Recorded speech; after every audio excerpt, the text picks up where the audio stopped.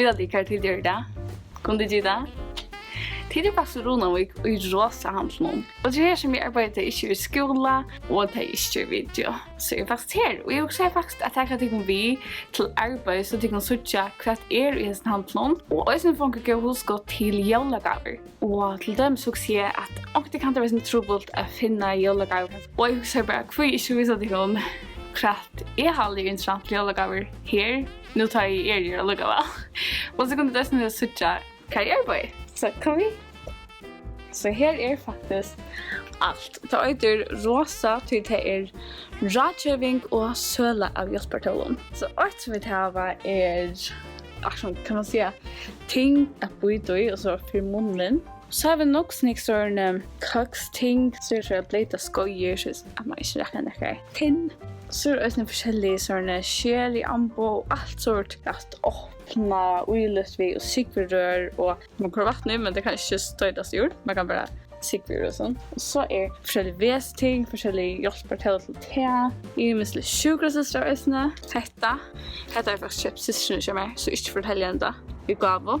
Här är ord för lite. Och man kan faktiskt göra något stortliga gåvor som jag får visa till här.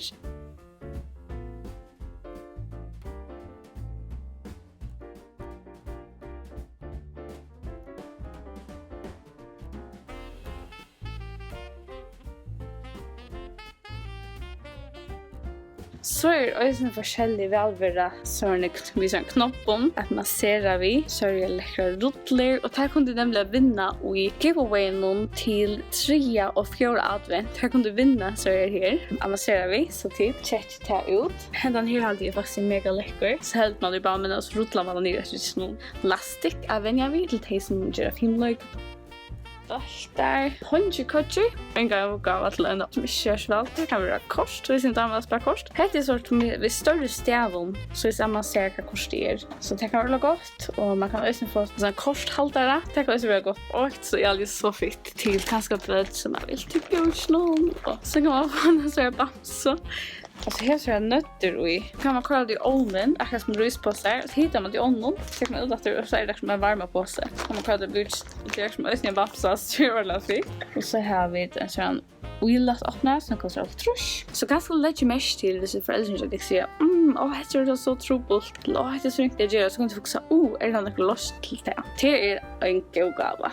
Så har vi dessa antistressbältarna här kostar 5 i ymskolito. Och jag syns att här bältar tar ju helt jordala dyre. Bältar som man kan bruka. Alltså jag har hundarna och man kan massera vettamon. Man kan kolla under foten. Låta som man masserar under ilna vi. Jag vet att som kävar det till bättre spela vi. Och det är allt möjligt. Och det är gott. Det är så prickarna och som är gott för hundarna och allt möjligt.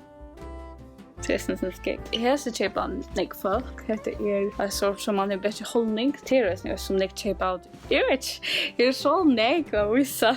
Lök, silkelök, vattentatt lök, vad man kallar det. Knäputer, läsputer. Det är en vaskebust. Jag vaskar bibbarna i. Vaskar där.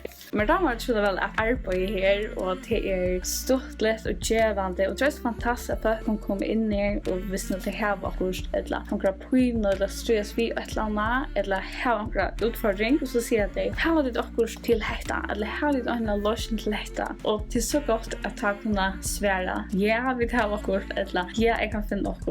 Och det är så stort att jag tar uttryck och så glad för att leva. Och jag vet inte allt som man kan i handlån och tingsna. Men det lär jag alla tror så det är så spännande. Jag blir ju så glad att jag är så jackson.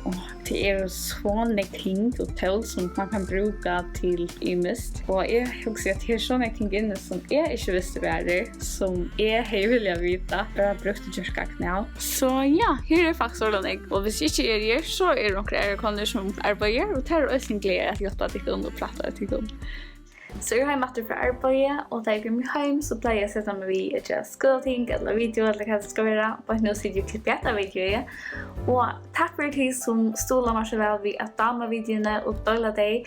Och hvis det inte har gjort det så kan du göra det för mig att damma dessa videor och dela vid till era vänner. Eller sända det till någon som tycker också det är så vi kommer aldrig för vi kommer aldrig. Så ja. Och annars följ vi i jolakalenderen i december till vi tar en lugo kvann där så vi öppnar klockan 6.